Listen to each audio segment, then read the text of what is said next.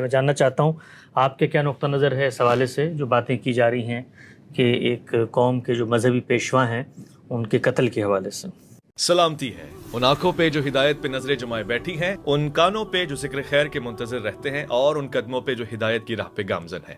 کوئی عام فرد ہو، کوئی مذہبی پیشوا ہو، کسی قوم کا قائد ہو، انسانی جان کو حرمت حاصل ہے۔ یہ عام حالات میں لی جائے، کسی ملک میں قانون کا نفاذ کرتے وقت کسی کے خلاف کوئی اقدام کیا جائے یا جنگ و جدال کے نتیجے میں لی جائے، ہر حال میں اخلاقی جواز کا تقاضا کرتی ہے۔ ہمارے دین میں ظلم و عدوان کے خلاف جہاد کا حکم دیا گیا ہے، اس کا اخلاقی جواز یہی ہے۔ چنانچہ ظلم و عدوان کے خلاف جنگ کی جائے گی، اللہ کی خوشنودی کے لیے کی جائے گی، تو ہم اسے جہاد فی سبیل اللہ کہتے ہیں اور ایک بڑی عبادت سمجھتے ہیں۔ یہی جنگ بلا جواز کی جائے تو یہ مجرمانہ فعل بن جاتی ہے۔ جس طرح اگر انصاف قائم کرنے کے لیے کسی کی گردن ماری جائے تو وہ اسلام کی قضا ہے، اور اگر کسی کی جان بلا جواز لے لی جائے، بغیر حق لے لی جائے، تو اللہ تعالیٰ نے فرمایا ہے کہ یہ اتنا بڑا جرم ہے کہ گویا تم نے پوری انسانیت کو قتل کر دیا۔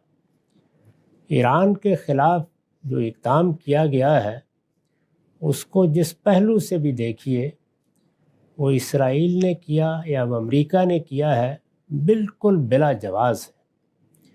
اس کے لیے جو استدلال کیا جا رہا ہے، اس کے پیچھے بھی کوئی اخلاقی دلیل نہیں ہے۔ جوہری ہتھیار اگر نہیں ہونے چاہیے تو دنیا میں کسی ملک کے پاس بھی نہیں ہونے چاہیے۔ اس میں کوئی شبہ نہیں کہ جوہری ہتھیار رکھنے کا سرے سے کوئی جواز ہی نہیں ہے۔ ہتھیار وہی ہونے چاہیے جو مقاتلین کے خلاف استعمال ہوتے ہیں، کمبیٹنٹس کے خلاف۔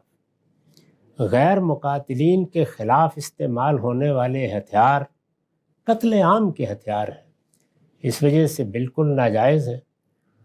خود ایران کے رہنماؤں نے، اور مذہبی رہنماؤں کا میں ذکر کر رہا ہوں، یہی فتویٰ دے رکھا ہے۔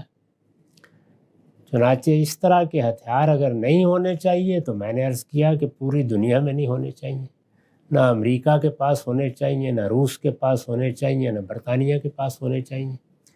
اور اگر یہ زید بکر کے پاس ہے تو پھر دنیا میں کسی دوسرے کو اس سے روکنے کے لیے کیا جواز ہوگا؟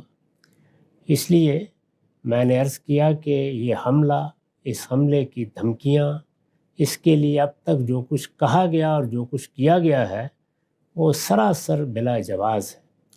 اور جب بلا جواز کسی کی جان لی جائے یا جان لینے کی باتیں کی جائیں تو یہ نہ جنگ ہے، نہ جہاد ہے، نہ کوئی نیکی اور خیر کا کام ہے۔ یہ در حقیقت ایک مجرمانہ فعل ہے جو ہمیشہ تاریخ میں بھی مذموم رہے گا، اور اس طرح کے افعال کا ارتکاب کرنے والوں کو قیامت میں پروردگار کے سامنے بھی جواب دہ ہونا پڑے گا۔ اچھا غم صاحب، یہ جو بھی آپ نے بات فرمائی کہ اگر جوہری ہتھیار رکھنا اپنی ذات میں کوئی بری چیز ہے ممنوعات میں سے، تو پوری دنیا کو اس کو مطابق چلنا چاہیے ہے۔ کہا یہ جاتا ہے کہ دنیا کے جن ممالک کے پاس ہے وہاں پر اس طرح کا نظم ہے، کوئی ڈیموکریسی ہے، کوئی سنجیدہ لوگ ہیں جو دنیا کو جانتے ہیں، وہ اس طرح بلا جواز اس کا استعمال نہیں کریں گے۔ ایران کی جو لیڈرشپ ہے وہ دنیا کے ان دو ممالک سے نفرت رکھتی ہے، ان کے خاتمے کا خواب دیکھ رہی ہے، لہٰذا مذہبی لیڈرشپ کے ہاتھ میں اگر یہ ہتھیار آ جاتے ہیں تو پھر اس سے دنیا میں تباہی پیدا ہوگی۔ یہ ایک نقطہ نظر ہے، اس کو دنیا میں کسی جگہ پیش کرنا چاہیے۔ مثال کے طور پر ایک ادارہ اقوام متحدہ کا بنایا گیا ہے، اسی طرح عالمی عدالتیں ہیں، وہاں پیش کریں اس نقطہ نظر کو، اس پر گفتگو ہوگی۔ سوال یہ ہے کہ محض طاقت اس کا فیصلہ کر دے گی کہ فلاں کے پاس ہونے چاہیے اور فلاں کے پاس نہیں ہونے چاہیے۔ دنیا میں کوئی نظم ہے جو یہ فیصلہ کرے گا، کوئی قانون ہے یہ فیصلہ کرے گا۔ اگر اس طرح کا قانون بنایا گیا ہے کہ مذہبی لوگوں کے پاس یہ نہیں ہونے چاہیے، تو پھر دنیا کے بڑے ملکوں میں جب مذہبی رجحانات رکھنے والی قیادت انتخاب لڑ کے آ رہی ہو تو اس وقت بھی سوچنا چاہیے کہ اب یہ ہتھیار کسی اور کے حوالے کر دیے جائیں۔ تو یہ طاقت کی زبان ہے جو بولی جا رہی ہے، اس کے پیچھے نہ کوئی قاعدہ ہے، نہ قانون ہے، نہ کوئی اخلاقی پہلو ہے۔ اس طرح کی زبان میں بھی بول سکتا ہوں، کوئی دوسرا بھی بول سکتا ہے۔